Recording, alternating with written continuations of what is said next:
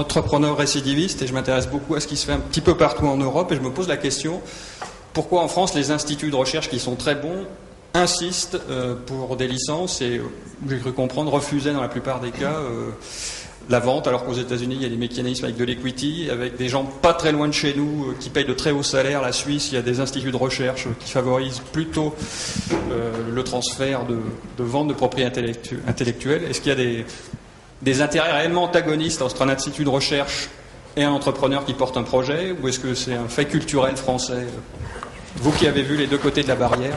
Ça marche. En fait, effectivement, il y a sur le modèle américain des licences contre equity, avec en fait ce qui se passe, c'est que en échange d'equity, donc il y a la licence qui est apportée, il y a éventuellement un petit peu de redevances qui sont mises dans le pot parce qu'il faut quand même assurer un flux financier si jamais la société est jamais vendue.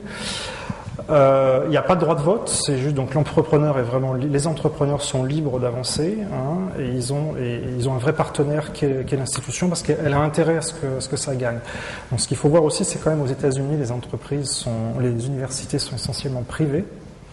En France, il y a un petit peu un problème. Bon, il y a parfois un problème culturel parce qu'on vit dans ce système de licence, hein, pas d'equity, mais si un organisme public prend des parts ipso facto en échange d'une licence, il devient propriétaire d'une société privée. Donc ça se fait. Il y a des exemples qui existent. Bon, l'Institut Pasteur, c'est différent, c'est une fondation, donc c'est un statut privé, mais c'est très difficile parce que en fait, il faut que ça passe en conseil d'administration de l'institution.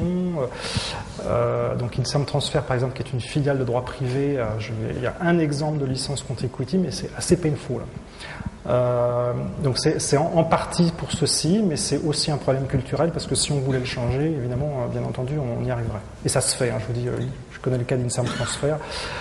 Mais il faut vraiment que ça soit projeté dans un système un peu à l'américaine, c'est-à-dire que ça soit pas en plus interventionniste, parce que si c'est interventionniste, je dirais que c'est plus pire qu'autre chose.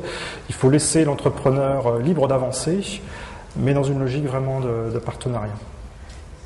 L'Institut Curie, aussi le fait, a commencé à le faire.